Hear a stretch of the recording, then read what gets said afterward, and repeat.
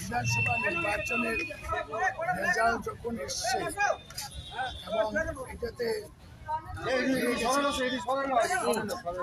কংগ্রেস একাই সংখ্যাগরিষ্ঠতা অর্জনের পথে এবং সংখ্যাগরিষ্ঠতা হয়েও গেছে এবং এটা দেশে নির্বাচন নীতির বিরুদ্ধে নয়।